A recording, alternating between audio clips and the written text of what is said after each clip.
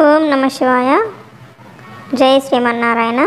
చొల్లంగి అమావాస్య రోజు ఈ ఒక్క పని చేయండి, సమస్త దోషాలు తొలగిపోతాయి. మన ఛానల్ని ఎవరైనా మొదటిసారి చూస్తున్నట్లయితే ప్లీజ్ లైక్ చేయండి, షేర్ చేయండి, సబ్స్క్రైబ్ చేయండి. అలాగే పక్కనే ఉన్న బెల్ ఐకాన్ కూడా క్లిక్ చేసి ఆల్ అనే ఆప్షన్ ప్రెస్ చేసి ఉంచుకోండి. నేను వీడియోస్ అప్లోడ్ చేసిన వెంటనే మీకు నోటిఫికేషన్ ద్వారా వస్తాయి.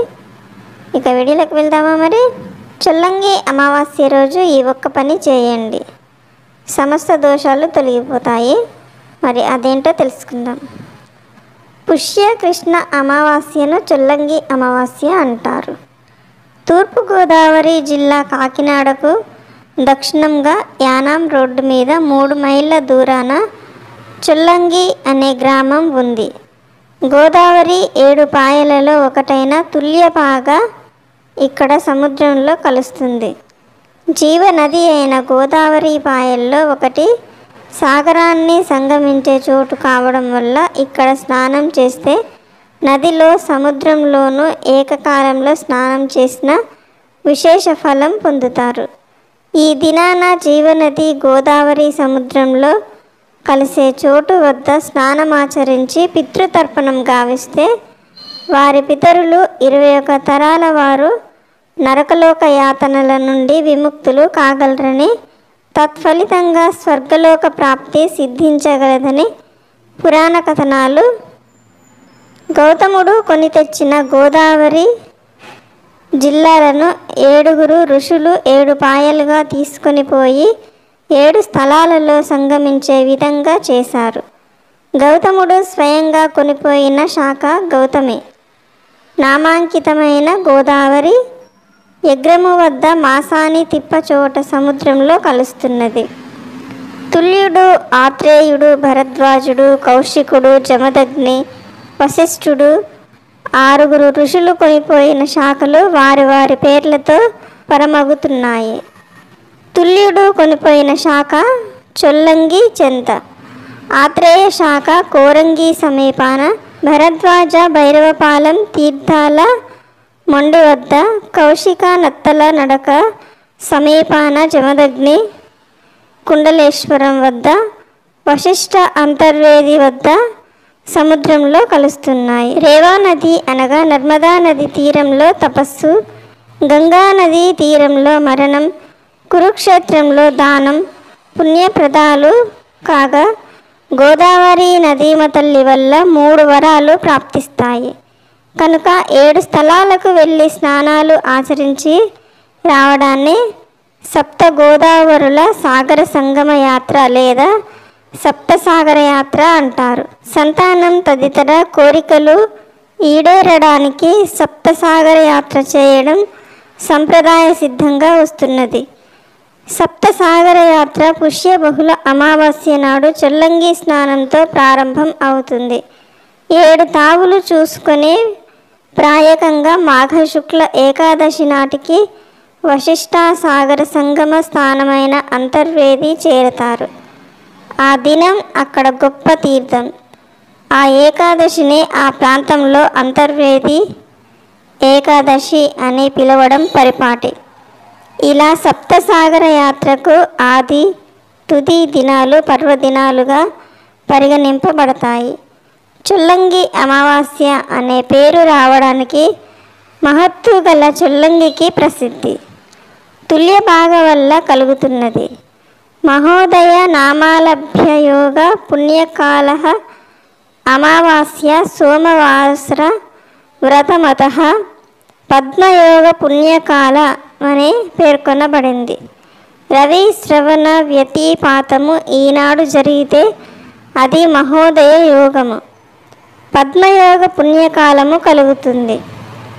పుష్యకృష్ణ అమావాస్య ప్రస్తుతం మంగళవారం వస్తున్నందున మహోదయ పర్వకాలంగా పుణ్యప్రదమైనందున సమస్త దోష నివారణకై నదీ స్నానం, పితృతర్పణం, పిండ ప్రదానం, శివాలయ అంతర్భాగమైన రావి చెట్టు ప్రదక్షిణలు, శివారాధన చేయాలని, తద్వారా సకల జాతక దోషాలు తొలగించుకోవాలని శాస్త్రవచనాలు. పుష్య బహుళ అమావాస్య అయిన ఈరోజు సింహాచలం కొండ దిగువ భాగంలోని అడవివరంలో గల ఉద్యానవనం పుష్కరిణి ప్రాంతాల్లో సింహాచల అప్పన్నకు ప్రత్యేక పూజలతో పాటు తెప్ప తిరునాళ్ళు వేడుకలను ఘనంగా నిర్వహించడం ఆనవాయితీ. నాగోబా జాతర గురించి తెలుసుకుందాం. పుష్యమాసంలో వచ్చే అమావాస్య రోజున గిరిజనులు నాగోబా జాతరను ఎంతో సంబరంగా జరుపుకుంటారు. ఈరోజు వారి ఆరాధ్య దైవమైన నాగోబా పురివిప్పి నాట్యం చేస్తాడని వారి నమ్మకం. నాగోబా దేవాలయం ఆదిలాబాద్ జిల్లా ఇంద్రవల్లి మండలంలోని కిస్లాపూర్ గ్రామంలో ఉంది. మన రాష్ట్రం నుంచే కాకుండా పక్క రాష్ట్రాల నుంచి లక్షలాది మంది గిరిజనులు ఈ గ్రామానికి చేరుకొని నాగోబా జాతరలో పాల్గొంటారు. ఈ జాతరకు ఎన్నో వందల ఏళ్ల చరిత్ర ఉంది. ఈ జాతరకు 16 రోజుల ముందు అంటే పుష్యమాస పౌర్ణమికి ఒకరోజు ముందు కొంతమంది గిరిజనులు పవిత్ర నాగోబా ఆలయం నుంచి కలశం తీసుకుని గోదావరి జలం తేవటానికి కాలినడకన బయలుదేరి వెళ్తారు.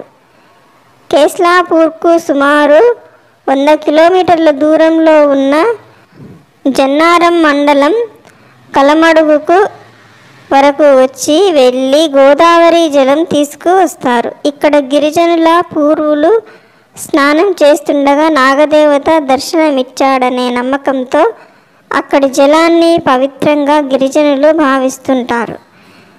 ఇక్కడ సేకరించిన జలంతో నిండిన కలశాన్ని 40 కిలోమీటర్ల దూరంలో పూసినగూడ గ్రామానికి లేదా ప్రధాన పూజారి ఉండే నార్నూరు మండల గుంజాల గ్రామానికి తెచ్చి అక్కడ ఒకరోజు ఉన్న తర్వాత కేస్లాపూర్కు 8 కిలోమీటర్ల దూరంలోని ఇంద్రవెల్లిలో ఆగి వెలసిన ఇంద్రాదేవిని సామూహికంగా పూజలు జరుపుతారు. అక్కడి నుంచి బయలుదేరి కేస్లాపూర్ చేరి ఆలయానికి కొద్ది దూరంలో ఉన్న మర్రి చెట్టు కింద 4 రాత్రులు ఒక పాకలో 3 రాత్రులు సామూహిక పూజలు జరిపి కేస్లాపూర్ మందిరానికి వాయిద్యాలతో ఊరేగిస్తూ తెచ్చి ఆలయం వద్ద ఉన్న మర్రి చెట్టుపై పవిత్ర జల కలశం భద్రపరచి 10 కిలోమీటర్ల దూరంలోని సిరికొండ చేరుకుంటారు. పుష్య అమావాస్య రోజున కలశం ఉంచిన మర్రి చెట్టు దగ్గర పుట్టను తయారు చేసి ఆలయం పక్కన ఉన్న పూజా మందిరం మట్టితో అలికి అమావాస్య అర్ధరాత్రి కలశంలో ఉన్న జలంతో ఆలయంలో ఉన్న నాగదేవతను అభిషేకిస్తారు. గిరిజన తెగకు చెందిన మెస్రిన్ వంశస్థులు దేశంలో ఏ మారుమూల ఉన్నా తప్పనిసరిగా ఈ జాతరకు హాజరై నాగదేవతను పూజిస్తుంటారు. ఓకే ఫ్రెండ్స్, ఈ వీడియో కనుక మీకు నచ్చినట్లయితే లైక్ చేయండి, షేర్ చేయండి, సబ్స్క్రైబ్ చేయండి. Thank you friends, thank you very much.